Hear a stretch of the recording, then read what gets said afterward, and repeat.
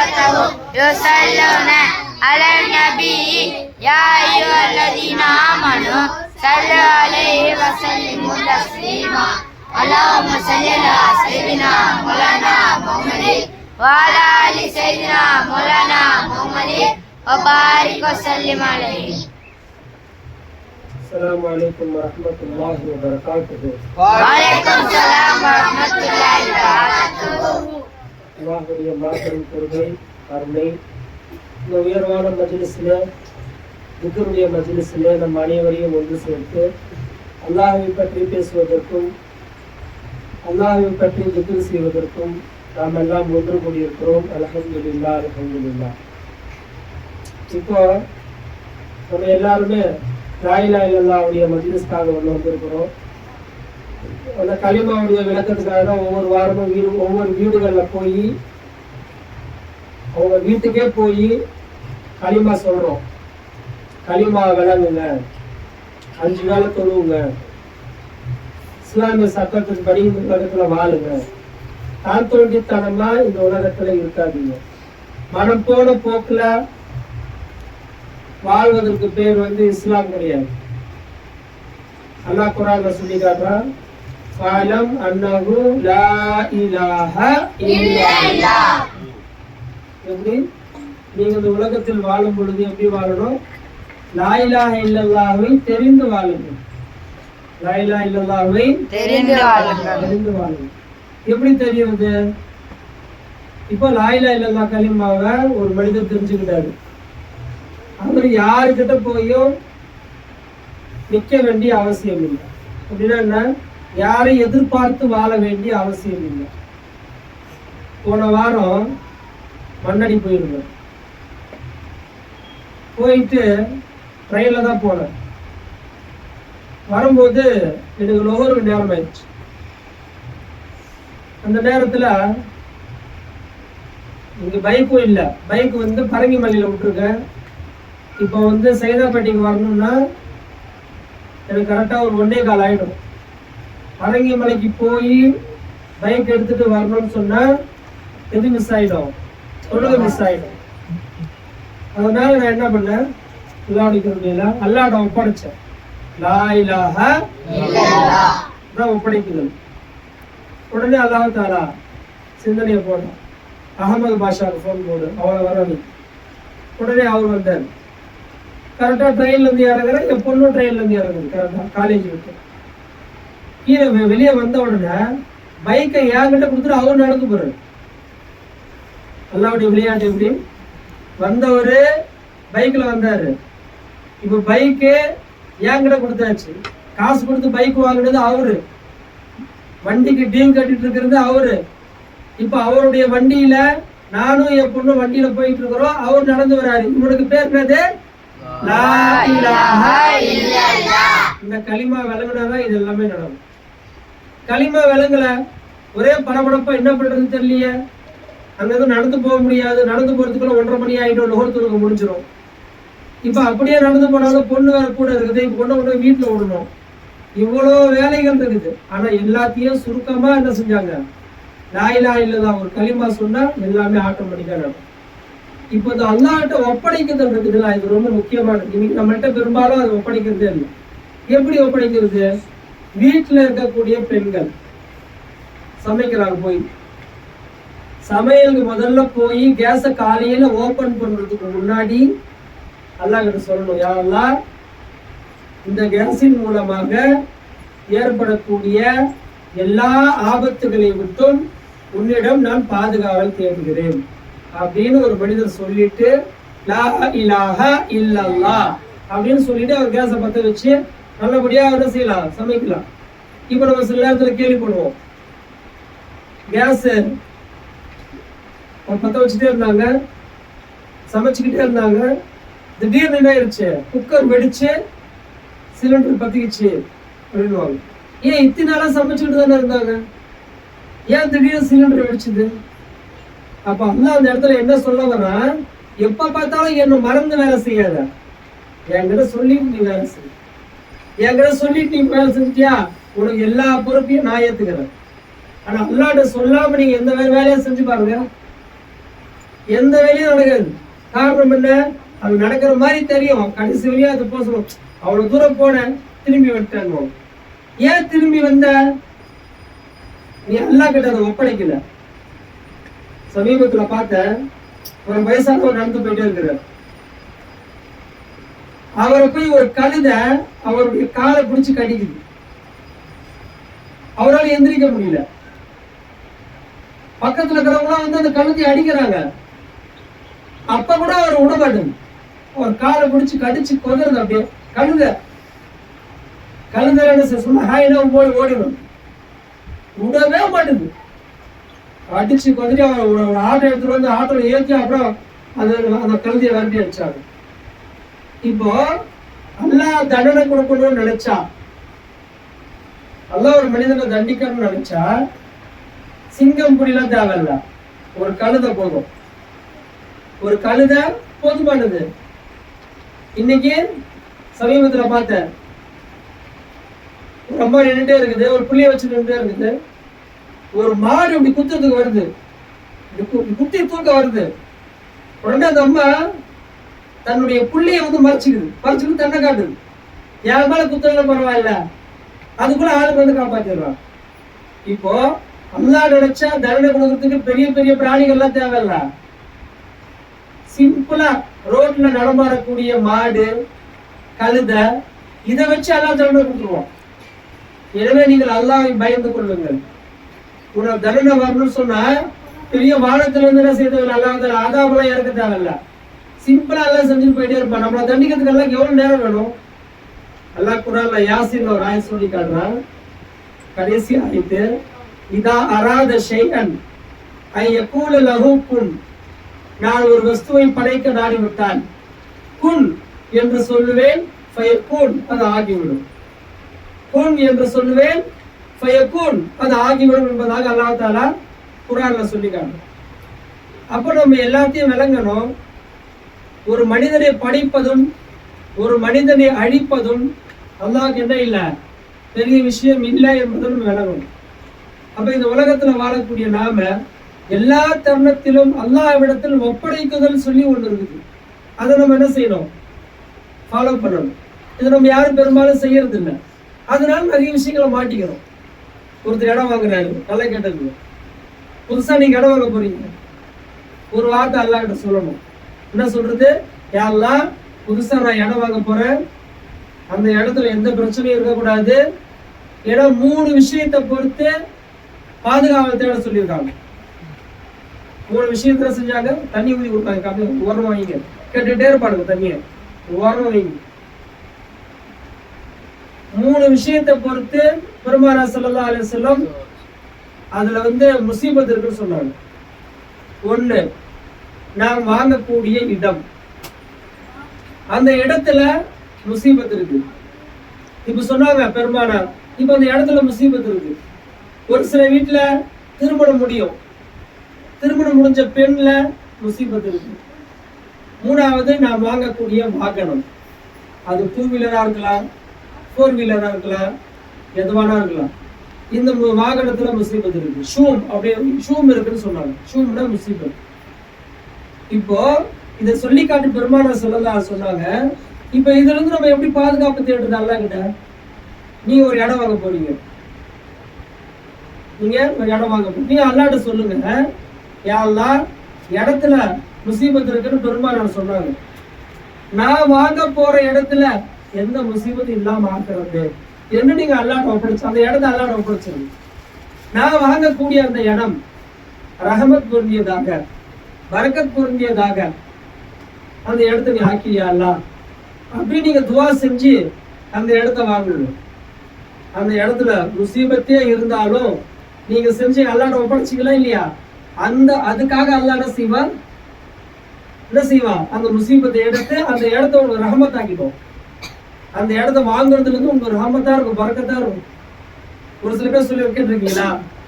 நல்லா வாழ்ந்தாங்க வாடகை வீட்டுல இருக்கும்போது, சொந்தமா வீடு கட்டி வந்தோம், கார் வச்சிருந்தோம் வித்துட்டோம், நகை வச்சிருந்தோம் வித்துட்டோம், அன்றாட காட்சிக்கு ஒரு கஷ்டமா இருக்கு. சொந்த வீடு கட்டிட்டு இருக்க போறோம் சொல்றாங்களா இல்லையா? ஏன்? பெருமானார் சொன்ன இந்த ஹதீஸ், ஞாபகம் வச்சுக்கணும். இப்ப இவங்க என்ன செஞ்சிருக்கணும்? அல்லாஹ்ட்ட ஒப்படைக்கணும். எப்படி ஒப்படைக்கிறது? இதெல்லாம் சொல்ல தெரியல. என்ன செய்யணும்? ஒரே வார்த்தை, என்னது? லா இலாஹ இல்லல்லாஹ் சொல்லிட்டு வாங்கி போயிட்டே இருக்கு. என் அடியார் சொல்லிட்டான், நீங்க தான் நினைச்சு சொன்னீங்க, நல்லா தெரியும். அந்த இடத்துல கூடிய முசீபத்தை விட்டு அல்லாஹ் காப்பாத்துவோம். இவ்வளவும் சொல்லணுமா? சில பேருக்கு எப்படி சொல்ல தெரியாது. ஒரே வார்த்தை லா இலாஹ இல்லல்லாஹ் சொல்லிட்டு போயிட்டே இருக்கும். ஒரு சில வீட்டுல திருமணம் முடிக்க போவாங்க. அது வரையும் அந்த வீட்டுல ஓஹோன்னு இருக்கும். சாப்பாட்டுக்கு எந்த பஞ்சமும் இருக்காது. நெய்சோறு, குஷ்கா, பிரியாணி, கறி, மீன் எல்லாரும் அந்த வீட்டுல. திருமணம் முடிச்சு, பையனுக்கு திருமணம் முடிச்சு அந்த பொண்ணு வீட்டுக்கு வரும், காலடி எடுத்து வைக்கும், அதோட அவ்வளவுதான். இந்துக்களை பார்த்துருக்கீங்களா? முதல்ல அந்த பொண்ணு வீட்டுல வந்த உடனே குத்து விளக்கு வைப்பாங்க. குத்து விளக்கு ஏற்றுவாங்க. அவங்களோட சாங்கிய சம்பிரதாயம். நம்மளதுல அது கிடையாது. ஆனா பெருமானார் ஸல்லல்லாஹு அலைஹி வஸல்லம் நமக்கு இப்படி சொல்லி கொடுத்துருக்கிறாங்க. வயதுக்கு வந்த ஆண் உங்க வீட்டில் இருந்தால், வயதுக்கு வந்த பெண் உங்க வீட்டில் இருந்தால், அவர் இப்போதே துவா செய்யட்டும். என்ன துவா செய்யணும்? அல்லாஹ் கிட்ட, யா அல்லாஹ் எனக்கு இது மாப்பிள்ளை பார்த்துட்டு இருக்கிறாங்க, அந்த பெண் துவா செய்யணும், சாலிஹான மாப்பிள்ளையை கொடுக்குறது, சாலிஹான மாப்பிள்ளையை கொடு. அந்த பொண்ணு கேட்கணும், அல்லாஹ்ட்ட துவா கேட்கணும், டெய்லியும் கேட்கணும். ஒரு நாள் 2 நாள் கிடையாது. என்னைக்காச்சும் ஒரு கேட்டு விடுறது இல்லை. தொடர்ந்து நல்ல துவா கேட்டுக்கிட்டே இருக்கு. அந்த பெண்ணுக்கு அல்லாஹ்தால எப்படிப்பட்ட மாப்பிள்ளை அமைச்சு கொடுப்பார்? சாலிஹான மாப்பிள்ளை. கடைசி வரையும் தன்னுடைய பொண்ணை, அவனுடைய தகப்பனார் கூட அப்படி பார்த்துக்க மாட்டார். அந்த அளவுக்கு தன்னுடைய மனைவியை வச்சு காப்பாற்றுவாரு கடைசி வரையும். எப்போ அந்த பெண் அல்லாஹ்விடத்தில் தன்னுடைய கணவரை ஒப்படைக்க வேண்டும். அந்த பெண்ணுடைய தகப்பனர் அந்த பெண்ணை அல்லாஹ்விடத்தில் ஒப்படைக்க வேண்டும். இந்த ஒப்படைக்கிறது இருக்குல்ல, இது ரொம்ப முக்கியமான சப்ஜெக்ட். கலிமா லா இலாஹ இல்லல்லாஹ் ரொம்ப முக்கியமானது. ஒரு வீட்டுல பெரிய பணக்கார் எங்க ஷேக் நாங்க சொன்னாங்க. எங்க ஷேக் கிப்லா சர்க்கார் சுப்ரிசா சர்க்கார் அவங்க சொல்லி காமிச்சாங்க. ஒரு பெரிய கோடீஸ்வரர் தன்னுடைய பொண்ணுக்கு கல்யாணம் முடிச்சு வைக்கிறார். அப்படி முடிச்சு வைக்கும் போது அந்த பொண்ணுக்கு நகை, பணம், அது மட்டும் இல்ல, ஒரு கார், வீட்டுக்கு தேவையான எல்லா பர்னிச்சர் எல்லாமே கொடுக்குறாங்க. ஏன்னா நம்ம பொண்ணு அந்த வீட்டுல போய் வாழ போகுது. நம்மளால எந்த அளவுக்கு இதெல்லாம் கொடுத்தா மாப்பிள்ளை நல்லா பார்த்துப்பாரு அப்படின்னு கொடுத்தாங்க. கல்யாணம் ஆயிடுச்சு. அந்த பொண்ணு கல்யாணம் ஆகி போயிடுச்சு. 2-3 மாசத்துல மாப்பிள்ளை ஒரே குடிகாரன், குடிச்சிட்டு பொண்ணை போட்டு அடிக்கிறான். ராணி மாதிரி வாழ்ந்த பொண்ணு எங்க போச்சு வாழ்க்கை? ஆபாதா வாழ்ந்த பொண்ணு குடிசை வீட்டுல வாழல, மாளிகையில ஏசியில வாழ்ந்த பொண்ணு நீங்க எங்க போய் அவஸ்தைப்படுது? பெரிய பணக்காரன் தான், அவன் வீட்டுல போய் அவன்கிட்ட குடிகாரன் கூட அடிச்சு தோம்சம் பண்ணி ரொம்ப சித்திரவதைப்பட்டு எங்க சேகநாயகத்துல வந்தாங்க. சர்க்கார் இந்த மாதிரி ஆகுது. அப்ப சர்க்கார் சொன்னாங்க, நீ எதுல நம்பிக்கை வச்ச? இந்த பணம் என் பொண்ணை காப்பாத்தும், நான் கொடுத்த நகை என் பொண்ணை காப்பாத்தும், நான் கொடுத்த காரு என் பொண்ணை காப்பாத்தும் என்று நீ நினைச்ச. அது தப்பு. நீ என்ன செஞ்சிருக்கணும்? எல்லாத்தையும் கொடுத்தது சரி, ஒரு பக்கம் பொண்ணு எல்லாரும் நினைச்ச நல்ல விஷயம் தான். ஆனா அல்லாஹ்கிட்ட ஒப்படைச்சிருக்கணும். யார் நம்பி இருக்கணும்? அல்லாஹ்வை நம்பி இருக்கணும். அவனை விட்டுட்டிய. ஏப்பா கார் யார் கொடுத்தா?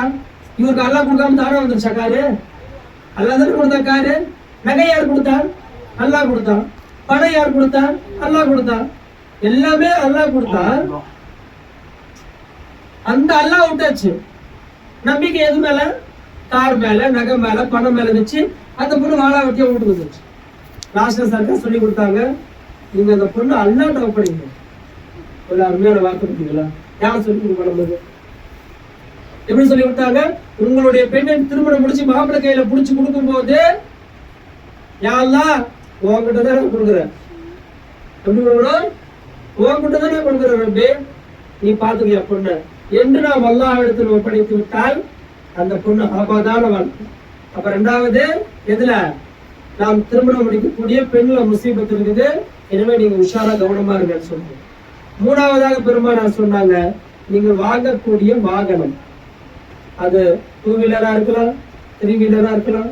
ஒரு சில பேர் சொல்லுவாங்க, இந்த கார் வாங்கினதுக்கு பிறகு என்னன்னு தெரியல, வருமானமே இல்லாம இருந்துச்சு. பயங்கரமான வருமானம். ஷூம், அதாவது அப்படிலாம் இருக்கணும்னு பெருமா சொல்லி கட்டுறாங்க. அதனால நம்ம என்ன செஞ்சிடக்கூடாது, இப்போ எடுத்த உடனே ஒரு வண்டியை வாங்கிடக்கூடாது. அந்த வண்டியில முசீபத்து இருக்குது இருக்கலாம், நம்ம எல்லாம் ஒப்படைக்கணும். நான் தாமரத்துல ஒரு இடம் வாங்கினேன். இடம் வாங்கும்போது நல்லா சொன்னேன், அந்த இடத்துல என்ன முசீபத்து எனக்கு தெரியாது, உங்ககிட்ட ஒப்படைக்கிறேன், நீ பார்த்துக்கோ, நீ பார்த்துக்கோ. அல்லாட்ட ஒப்படைச்சாச்சு. இப்ப அல்லாட்ட ஒப்படைச்ச பிறகு அந்த இடம் எப்படிப்பட்ட இடம் இடமா இருக்கும், ரஹமத் பொருந்திய, பரக்கத் பொருந்திய அந்த வீடு கட்டு போனீங்கன்னா வாழ்வு வந்துடும். அப்படிப்பட்ட இடமா எல்லாம் ஆக்கி வச்சிருக்கோம். அப்ப அந்த மாதிரியான சிந்தனைகள் நம்மகிட்ட இருக்கணும். இப்ப இது எல்லாத்தையும் ஒப்படைக்கணும். அல்லாஹ் நம்ம என்ன சொல்லணும், ஒரே வார்த்தை லா இலாஹா இல்லல்லாஹ். ஒரு இடம் வாங்க போறீங்க, லா இலாஹா இல்லல்லாஹ் சொல்லி இடம் வாங்க. ஒரு திருமணம் முடிச்சு கொடுக்குறீங்க, லா இலாஹா இல்லல்லாஹ். ஒரு வாகனம் வாங்குறீங்க, வாங்கும் போது என்ன சொல்லுங்க, லா இலாஹா இல்லல்லாஹ் என்று நீங்க சொல்லி இந்த உலகத்தில் வாழும் காலமெல்லாம் அற்புதமான வாழ்க்கை உங்களுக்காக காத்து கொண்டிருக்கும். அதெல்லாம் களிமா விளங்குங்க, களிமா விளங்குங்க சொல்றோம், பாடுபடுறோம்.